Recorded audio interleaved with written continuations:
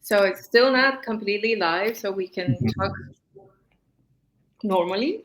Still not here.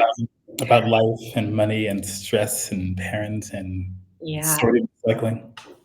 Today I had a deep conversation about how you have to handle your budget. How is the best way? Because I had a budget for a wedding.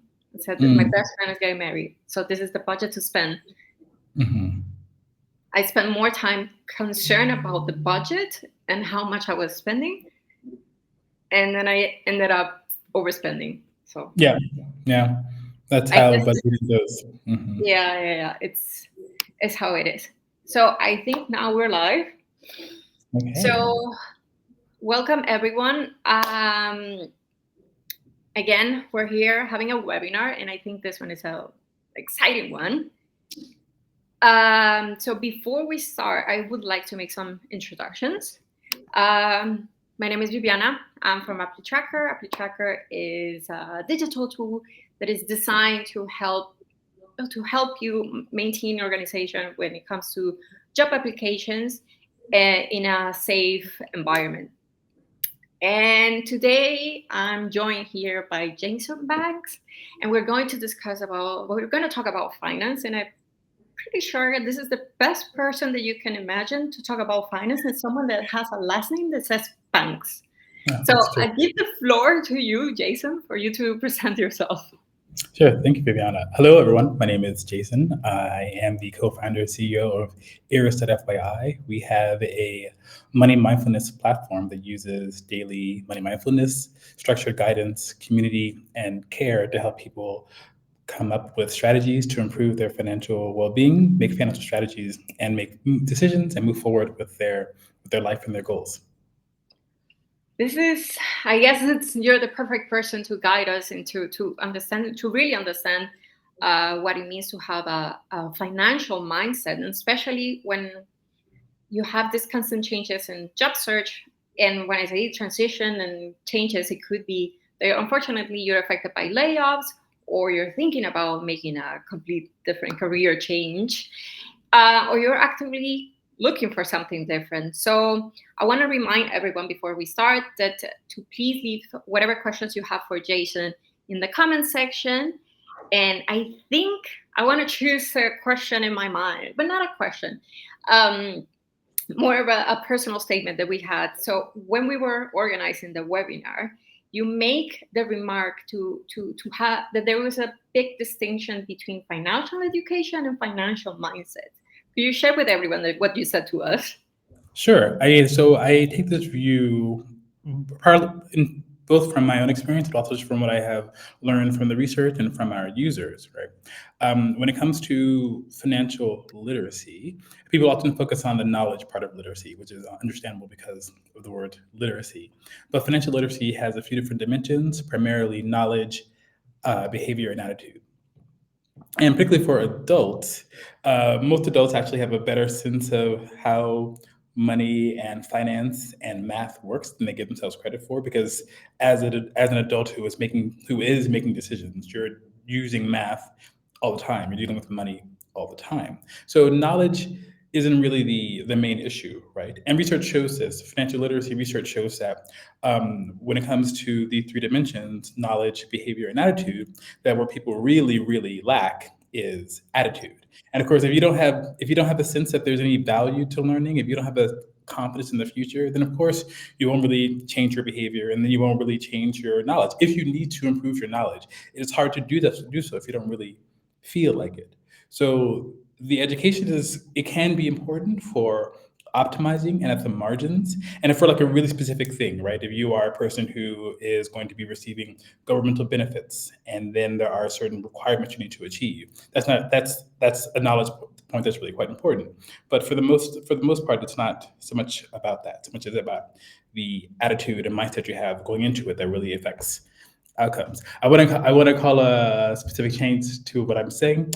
Uh, there is one country where attitude is higher than behavior, which is Italy. I don't know why that's true, but for some reason, where most countries, attitude is the lowest, and then behavior, and then knowledge. In Italy, behavior is lower than attitude, which I suspect is somehow very cultural. It could be. I think it's this Italian. I love the Italian attitude to maybe to approach everything, and maybe it's cultural, as you say. Mhm. So specifically for job seekers, when they're facing their current financial situation, if they want to have like a career change, or there is a potential job loss because I don't know, there are tactical changes in other departments, how should they prepare? That's a good question. So I think the first thing to do is really to determine what their runway should be for when they will be either searching or out of the job, whatever may happen. I know this can be a tough thing to do because often we want to be quite optimistic. I will find something very quickly, but that might not be true. And even though it also might seem like, oh, well, there's just no information here, or maybe, I don't know, you want to do some research or ask ChatGPT or what have you. But also, there are people, there are your friends, colleagues, other people in your network who can tell you either from their experience or people who are currently going through it what it has been like to how long they've been on the job hunt and what affected it to get a sense of, okay, what will be true for you. And I think in this case it's better to assume a longer time than a shorter time. And then once you've done that, then again, then I would say some basic budgeting, just understanding what your needs are, and how they will unfold over the next few months. When I say needs, I want to be clear about this, that what is, I think, really important is not to be too severe or austere when it comes to your budget during this time. I think you want to look at what's serving you, and in particular, what will serve you during a stressful time period. So don't just cut out things that are fun because they seem wasteful. You know, those things also energize you and empower you. But there might be other solutions to it that might be maybe a bit more cost effective, but still it's important that you don't just think of needs in this simple sense of roof over your head and the minimum amount of calories to consume, because it's more than that, I would say. And then I would also recommend looking at the offerings around. When I was changing jobs from, so I used to be an attorney before I switched to software engineering, and after when I decided that I was going to quit my law firm, one of the things I did was I looked at all those benefits that I had ignored for years, and I went through and I was like, "Hey, which of these things will stay true when I leave?" Right? I can talk to a financial advisor. Oh, I can buy that thing. Oh, I can get that thing. Okay, all of these things I think will make the next few months easier or cheaper or what have you. So then I signed up for them, and some. I mean, I still have my like fancy private banker bank account, which means that certain kinds of transactions are just free, particularly for international usage. And I have not paid for that. I never did. It is a thing. I don't know when they will ever check, but now that's like 10 years ago. So I think looking at those things as well as government benefits, right? And then making sure that you are uh, making sure that you are not going to do something that will hurt you, or yeah, in terms of dates and deadlines, and also just some other decisions. I can say that I'm going to call this maybe a mistake. Depends how you look at it. In one job change before I left for work, it was not a very healthy environment, and so I started going to a therapist to talk about this. This was a voluntary choice on my part. But then, when I was trying to change jobs to go freelance later, um, I learned that this is a German context situation. It may not apply everywhere. I learned that because I had voluntarily gone to therapy, that I could not get lower cost private therapy when I became freelance. They wouldn't cover me, or at least they wouldn't cover me for 5 years after the end of therapy. So I needed to stay in the public system, but now that I was freelance, my public costs had increased significantly. And so that was something that, I mean, there's no real way to, I couldn't have planned for it in advance, and therapy was really important. But I think those are the kinds of gotchas that you might want to look out for. Yeah. I especially like this remark of making a very big distinction between the preconceived notion of needs food, water, oxygen, pretty much what we are taught since we are children. And I really like it because I also seen a lot of podcast episodes, financial gurus and everything, and all of them make this very specific remark. If for you is a need to go to the gym, keep the gym, because Mhm. maybe it's mental health. Because Yeah. in situations where you have a financial crisis, or you might go through changes, having this little small victories, it's just so important to keep you motivated and to keep going. And as you said, because I think it's perfectly explained, it's not about a need, it's just to help you continue. Right. And with this, I would say, aside from all of this, this having an emergency fund, is it very important when you're doing a transition to establish it? And what would be like the best approach to creating this emergency fund? It's a very good question. I would say that an emergency fund is pretty much always a good idea, just because much like these are tools that give you a sense of comfort and security. An emergency fund is like immediately accessible insurance, right? And so the typical recommended amount is 3 to 6 months. Of course, this varies based on context. Obviously, in places like the US, where the social safety net is not as strong as it is here in Europe, then you can adjust what is the amount that you need to have yourself, right? But I think an emergency fund is an important thing to have because it enables you to absorb shocks better. And one shock that might be coming up is, I thought I would find a job in 1 month, but it's now been 3, right? So you need to be prepared for that. But I would also say, and this goes back to this question about what are needs. Something that's nice to include in your emergency fund and your planning is a spontaneous yes fund, right? It will be important to feel like you aren't restricted, right? That you don't have to, what is it? Speaking from my own experience, there are times when I will say no, like when I was searching for a job and between work and very stressed about money, times when I would say no to something like joining friends for drinks. But then I would be at home and I'm stressed and I'm tired, and then I would order something from Uber Eats, right? And like that was that didn't save money at all, right? And so, but so you need to be able to like have that feeling of, oh, I can say yes to these things, right? And these are, I think, how you manage because really it's about managing the stress and not letting the stress lead to costly financial decisions that shorten your runway, shorten the amount of time you can spend waiting and looking for the right job, and shorten your just your patience. Yeah. And we and applitracker, we mentioned this constantly, which is networking is very important.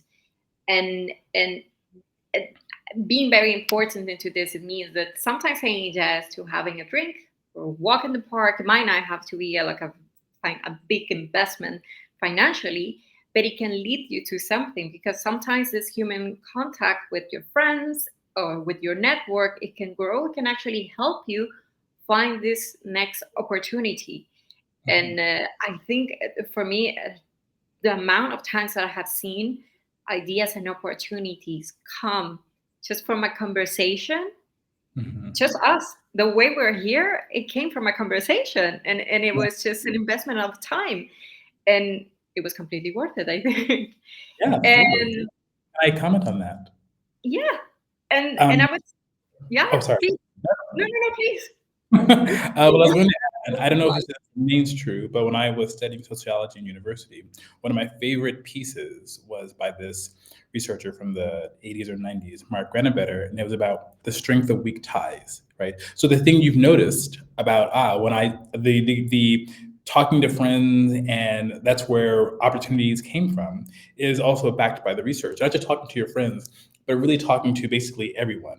When it comes to your networks, typically your networks have the same information you do, so there aren't that many new opportunities to find. So you want to be telling not just your friends you're looking for what you're looking for, but you want to tell the person you see every day at the coffee shop. You want to tell the person who maybe does your hair. You want to tell your friend.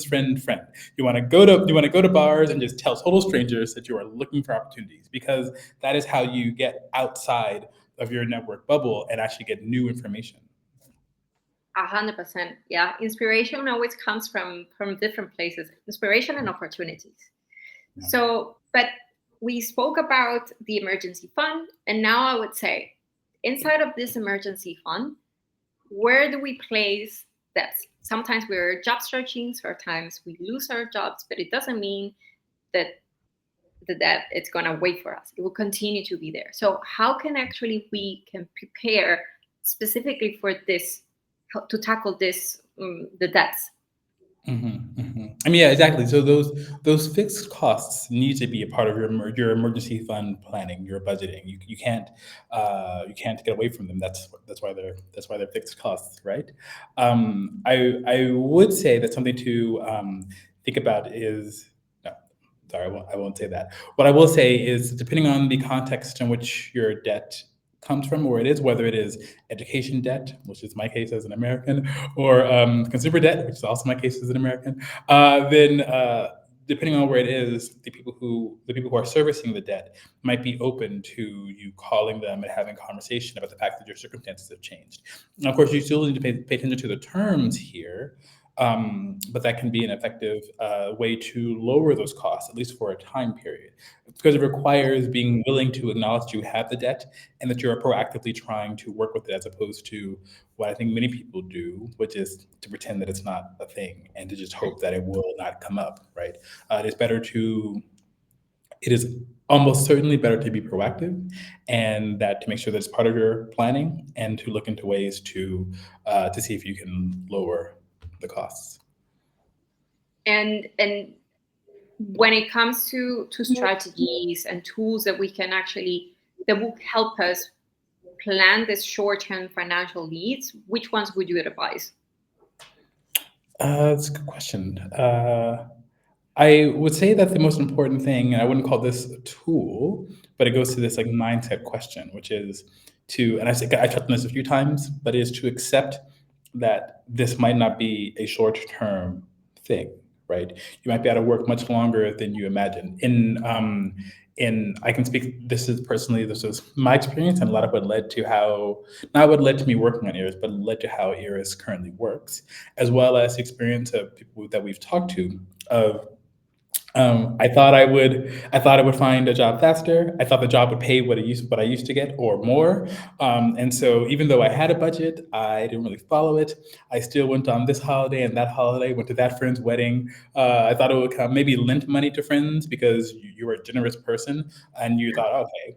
And then of course, then it turns out, oh, now I'm still looking for work and that friend is also out of work. So this did not work out the way I wanted to. That isn't to say you shouldn't be generous. That isn't to say you shouldn't still go on those to do things with your friends, etc. But it's about being honest about how long is a realistic time period and planning for it. I would say that's the main tip, and then relatedly, in terms of the strategy you're going to go with.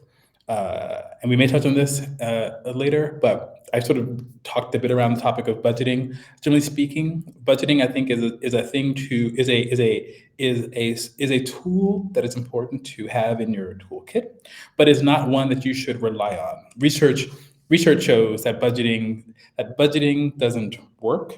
So nearly everyone budgets or tracks expenses to some degree, but most people have less than 2 months worth of savings, and many people, a shocking number of people, would be basically just enter economic catastrophe if they had one large unexpected expense. And these are people who also have jobs, right?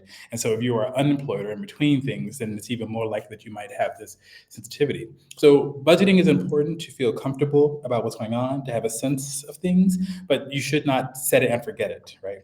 I'm not saying that you should also look at your budget all the time. It depends on how you want to do this, but I wouldn't use that tool per se. What's really important is to be mindful about what you are doing. And if you can find a way to be mindful on a regular basis or daily, it just makes it easier to think about how your money's going, how your job search is going, to recognize when things might need to be adjusted and not be surprised when something terrible comes up. Hopefully nothing terrible will come up. Hopefully it'll be all be amazing. And so you want to be mindful in that way. And then you want to come up with your own strategy. Again, this is backed by the research that when people are, say, given a strategy, let's say you're the personal finance influencer you follow, and they're like, well, here's my budgeting technique, you should follow it, or here's my personal finance technique, you should follow it. Research shows that the outcomes there are much less good than when a person comes up with their own strategy, where they sit with it and think about, okay, this is what I need, this is what doesn't work, this is what I'm hoping for. I mean, it is harder, but the results are better, so it's worth it. And like all things, you like it more because you made it yourself, and you care more because you made it yourself. And you don't want to disappoint the past version of you or the future version of yourself. And so it's a much better outcome than if you just take something off the shelf. 100%. I would also say, especially for job seekers, I think important is to, if you're searching for a career change, or perhaps you're trying to find a new job, what exactly tools when learning, when it comes to upscaling your own skills, can help you. So for example, from the benefits that you get from Germany, if you lose your job, if you qualify, and if you can find out in today's applitrackers post if you qualify or not, but if you do, you are able actually to be supported by the German government to improve your German skills, which Mhm. will always help you actually to find better job, or just to find a job easier, just mainly because it opens another window of opportunities. Mhm. Um, so I do think having this in mind, if you're, for example, just changing careers, what exactly do you need in order to start this new path? And then Mhm. including it in the financial, in this financial planning, I think it's important. So, and what it would be more visible as a like a good practice when it comes to budgeting? What would you say? Like the first points that we have to keep in mind. Sure. So I mean, the first point to just to start, right, and to be willing to sit and think about honestly what is going to be true. To think about, of course, your income, if you will continue to have income, or where you are now, and what your costs will be. If you are in the position to do this planning before you find yourself between Mhm. jobs, it's of course a different situation from when you are suddenly without a job. So if you can take the time to plan and prepare in advance, that is of course is obviously best. Something that I did I decided to quit my law firm in a heated moment. But of course, I took a day or so, like not a day or so, a week or so to actually really think it through. And then once I was confident that it was what I wanted to do, and this isn't true of all jobs, but it was true of my job. There was a year in bonus in the future, right? So if you made it through to January 1st, you got the bonus, even if you quit on January 2nd. I decided to quit in March, April of that particular year, and I was very nervous that I would just walk out one day. So I downloaded an app that gave me a countdown timer that you could set really far in the future. And so I was like, okay, January 2nd, that is the end of this countdown timer. And I would check it every day. They'd be like, okay, I'm doing this because that bonus will make this job search part much easier. And so if you are again if you have the ability and the option to take time beforehand, then use tools or friends or whatever kind of soothing techniques you need to make it okay to stay there. Obviously, if you are in a terrible place, if you're in a toxic place, get out of there. And if you are in a place like Germany where work stress is a reason for you to take medical leave, do it. That is definitely one of the options you should avail yourself of. But so then having those techniques that allow you to give you the time and space to really plan and think and to explore, it's going to your point about education options, what might be out there. Unfortunately, we live in a time of so many content resources that you can really kind of explore. So, of course, I explored technology. I did a bunch of online courses that were super cheap to do, and of course, I think my firm had some options in terms of educational platforms, so I could just try that out. I recommend doing some trying out of things because everyone is producing content, whether you want to be a food photographer or a software engineer, so just looking to try these things. So these are the things you can do to prepare for it. Then when it comes to the budgeting, once you're in it and the budgeting practice itself, again, while I don't necessarily think budgeting is the tool for everyone, it works for some, but not for most. But it is one thing to do have in your toolkit. What's really important is a regular check-in. And I think this is whether you were using a budget, whether you're using vibes, what have you, just it's important to stop and review on a regular basis, just to make sure that you aren't veering off course, because it can be very hard to tell. And it can be hard to tell when you don't think you will want to know what the answer is. And then what I recommend for that, because it can be stressful, is to find ways to make it enjoyable. Something that I like to do, which is part of my kind of personal OKRs practice, is it's called a celebrate and commit. And so is at the end of each week, I have a sit down with myself and I think about how the week went.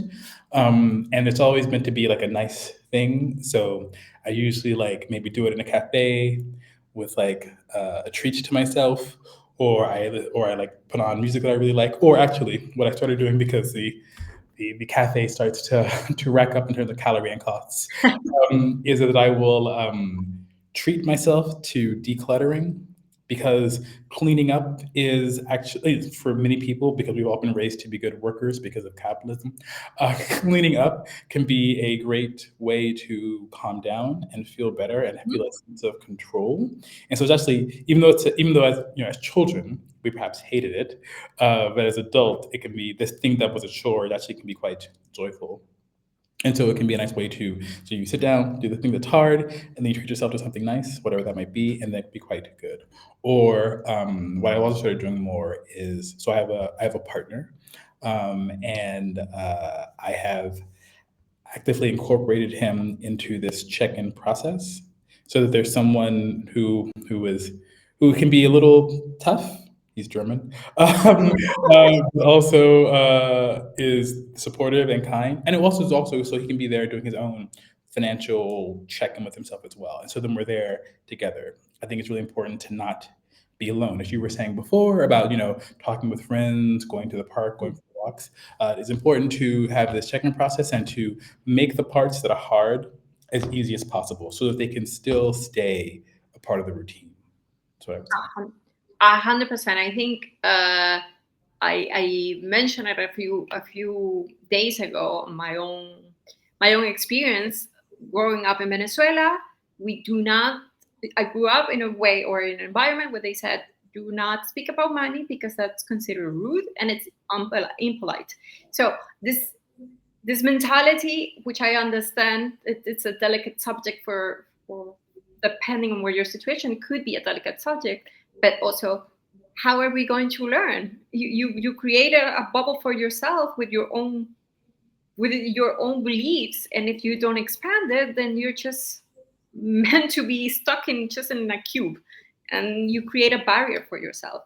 And I also love that you mentioned that you do it with your partner, because I think it's also important for those who have partners and perhaps they have combined finances. I think it's also important to create a mix into this. If you're deciding to go switch careers, you're searching for a job, or hey, maybe one of you loses the job, what is Mhm. going to happen to the finance of this house if you're living together, if the finances are uh, joined? So I think it's also very important, and I love it that you make it's a date. Yeah. I said it's quality time too. I Yeah. love it. So it takes away a little bit the pressure of we're talking about money. Yeah. So what would you say would be like very common mistakes the people make during this career transition in finance, this combination? It's a very good question. I want to enter it, but before I do, because I think it's related, can I ask you a question? Sure. So, since you grew up in an environment where talking about money was impolite, then how did you learn to manage money? Oh God, I'm still learning. Mhm. I'm still learning. I sign up for ERAS actually. So I'm receiving information and I'm reading about it. I'm going into Mhm. podcasts. I'm actually talking about finance with my friends. And I have friends who work in finance. Mhm. So I also speak to them. It was really hard Mhm. to feel this um, open and this naked, because it feels like you're burying your soul to it. The way I grew up, it felt this way. Yeah. So it was a conscious decision. So I have a goal in my life, and I want to achieve this goal, and I have a vision of what I want for my life. So what do I need for this? Mhm. And when I broke it down, finance was in the mix, so I needed to learn more about this. And also, it doesn't feel right to be in my 30s and not understanding what money is aside from paycheck. Oh, let's not let age be the measuring stick here. Yeah. But okay, thank you for that. I mean, so I think that you highlighted one of the key mistakes, which is not really thinking about the why. Many people will think about money and budgeting and maybe changing a job, but they don't really think about what the point is, right? Money ends up kind of being the last stop on that sort of reason journey, but you need more than that to make it through the hard parts. And so you need to kind of visualize, okay, well, once I've achieved it, what am I trying to do with this, which can also then be helpful, like, oh, okay, well, if that's what I want, then maybe I don't need this exactly. So maybe actually the amount of money you're thinking about, or the job you're thinking about, can be different because you've actually thought past the money question. So in this way, as I've already mentioned, I think that one of the other mistakes people make is staying in jobs too long Mm. because they don't feel financially ready. This is one of the main reasons people stay in jobs they're unhappy with, is because they don't think that they can manage it financially. Um, but that anxiety also prevents uh, planning for it or making any moves towards it. And so they just sort of stay in that stuck place that is stressful for them. It's probably not good for their colleagues or their family and friends, and not good for their future. Like, everyone would benefit if this person felt more comfortable thinking about the future and making moves towards it. So they wait a bit too long, I think, there. And the other one, as I already mentioned, is being a bit too optimistic in terms of when things will change. And then, because of this is also just human nature, right? That last dollar is always way more valuable and important than like the first dollar. And so you care, as the amount dwindles, you become much more creative in what you're using, and you're able to think, actually, maybe I don't need these things that I thought I needed before. Yeah. I mean, it would help you if you could do that kind of thinking earlier, but it's not maybe not so critical as long as you're always able to adjust and manage. And of course, the last thing is just not talking about it, right? Not talking to friends, not being open about what's going on, because as we've already talked about, being open with the people in your life and strangers helps to bring in new ideas and opportunities, and to normalize this anxiety and this stress, so it doesn't feel so lonely, because it can feel very lonely, because as you Viviana mentioned, you were raised not to talk about money, and that's true for so many of us, right? I have next to no idea what my friends earn, or what they pay in rent, or what they pay in taxes. But all of these things affect so many of our decisions, right? It is unfortunate that we don't talk more about these things because it affects so much. 100%. Yeah. And I think the loneliness of this mental load, it's Mhm. even worse. Um, so I want to have, so people, if you want to ask questions, leave it on the comment section. But for now, I also have a few other questions. So what would you prioritize? You, Jason, right now, your life, what would you say, what you prioritize about spending and saving? Which ones would be on top? Um, so I would prioritize saving But it's a funny thing.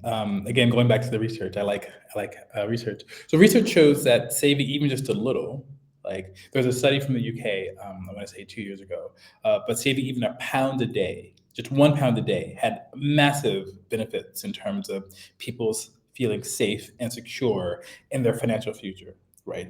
So I mean, technically now I'm unemployed and I technically do not earn an income, but I do have an income stream, and I still try to save €1 a day every day from that, because it does just have these additional benefits, right? Yeah. So I would say that would be the priority because it does because spending will happen, but having a savings practice is it makes you feel because what you want to feel is a sense of control, or maybe even better put, a awareness of your resilience, Mhm. um, and resilience doesn't necessarily mean your ability to withstand things. And it also means your willingness to be imaginative when things become difficult. Um, and if you're already kind of sort of, okay, I've been saving, and I feel good about it, even if your savings will not help with whatever financial disaster might come, you just feel more open minded, is again what the research suggests. So I would prioritize saving. Okay. And would you say a person who's seeking, that's seeking for a job, so actively searching for a job, will benefit from like a financial advisor to hiring it and I don't know, consulting them, even though they're not making money at the time? Mhm. That's a very good question. It really depends on what you want a financial advisor for, right? If you're doing life planning, then a financial advisor is probably good at any stage. When you are, and of course, there is value to having a talk to a financial advisor and say arrange for certain kinds of insurances, particularly when you are unemployed. But the problem is that many insurances do not kick in immediately. So if you are going to get insurance because now you're unemployed, the hopefully by the time the time period before they kick in will be longer than the time period that you were unemployed. So that's not really the value there, right? If you're thinking about investing, and you haven't already started, then I mean, I'm not a financial advisor. I can't tell you what to do, but I suspect that the stress of being in the market while you are also dealing with the stress of a job search might not be the wisest thing. Although that being said, I think if you have some time on your hands because you are underemployed at that point, I would certainly, and you haven't already started investing, this seems like a really good time to start learning about investing so that when you do start working again, you can hit the ground running with your newfound knowledge and excitement about investing itself. So when it comes to, say, financial advisors and other aspects, I just think it might not be the thing that you really need at that point. Of course, it really depends on your circumstances. If you have lots of savings and you know that they will last well beyond your unemployment period, or you're confident about that, and you haven't already done these other things, then by all means, because maybe you just haven't had the time to think about it. In which case, now you can think about it and you can go forward and do that. But a financial advisor, I would say, is not someone who you need to go to just to help make a budget. If Okay. you need help making a budget, there are friends, there's the internet, and of course there are financial coaches, and that's really more their bailiwick because because budgeting is really more about sitting down and thinking through the day-to-day realities of your life, and that's more of a mindset issue than a strategic financial planning, retirement planning issue. And actually, if I might bring in one of our conversations, we had this topic of a financial advisor can create a budget for you, and it would be beautiful. But if you have to be very self-aware of what is your situation, who you are, and your needs and everything. And aside from this, she are not going to be with you every single day. Right. They're not there to help you maybe maintain or not make a mistake. So I think also understanding that again, a financial advisor would be a tool, but your mindset has to be leading everyone. It's like at the end, it's your life, and you have to be the pilot and tell everyone, hey, jump into this airplane, we are going this way. And if you don't know where you want to go, it's very difficult. Yeah. So we actually have a question from the audience, specifically from Erika. She's saying, when you say save, does that mean in a saving account or a coin jar? Which is Uh, really good. that is a very good question. When I say save, I mean save wherever is easiest and where you will also feel you are less likely to dip into it when you are stressed or nervous. Of course, you want to make sure. So some people don't have a proper savings account because to receive the kinds of interest rates that savings accounts tend to pay, there might be conditions about how quickly you can take money out, right? And that scares some people. This is also why you want your emergency fund to be a place that you can get to quite easily. So the same idea here. You want it to be someplace where you can put money in with ease, and the friction of taking money out will be high enough that you just won't put money in and then take it out the very next day. And so whether that if that is a savings account that is separate from your other account, if it is a space, if you use a neobank, I think like, for instance, N26 gives you the ability to say that funds cannot leave this bucket. So you have to click maybe 4 or 5 buttons to turn that off, right? And so it's like, oh, that's a lot of work. I don't have time for that. I'll just leave the funds in there, so you can put money in, but you can't take it out as easily. And I think that's good. Or if it's in a different bank altogether, I think a jar is a perfectly fine thing. But then you want to, without doing anything that is dangerous or violent, make it a jar that you will not want to just dip your hand into every day, right? Because that's important. But of course, maybe just simply having a jar, being able to see the amount growing is enough to keep you from dipping your hand in, because visual markers of progress are an excellent hack for keeping yourself committed to a goal. I think it's also important for the ones who are hearing this. I think it's also sometimes there is a people think that savings is also the emergency fund. Would you Mhm. say it's the same, or it should be a separate item, each of them? So I would say these are all versions of the same thing, because in a certain sense, savings, emergency fund, retirement fund, these are all just uh, different versions of the same thing for slightly different purposes or times in your life. So what you want to do is have what is often recommended, is for you to decide if this is right for you, is to first build up an emergency fund, and then once that's there, that's there. And then you can put money into a savings account. The key difference here being how easily you can get to those funds, right? Because you do not want an emergency fund doesn't serve you if you can't access the funds in an emergency, right? And so that's the key difference. They're still saving. So emergency fund, because you can access it, something that an emergency fund, because you can access it quite quickly, probably doesn't pay you interest, right? Because that's keeping it in the bank is how the bank makes money with it, and so they don't want to pay that back. They can't pay it back to you. So that's the trade off there.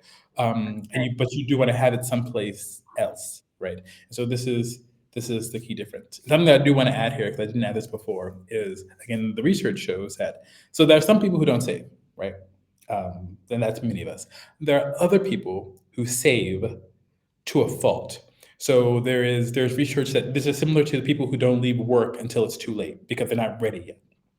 There's there are some people who will have savings, but who will still fall into economic catastrophes because they don't feel like this situation is worth using the savings, right? Ooh. Will not use their emergency fund because they're so committed to saving that when in what is clearly an emergency, in what a thing that is actually making their health worse, their family worse, their economic situation terrible, they will not touch their savings. And so that is another thing to look out for, because and this is also describes some of our users who what they come to us with is they feel stressed because they're unwilling to spend their money, right? I think this is a perfect way to end our session.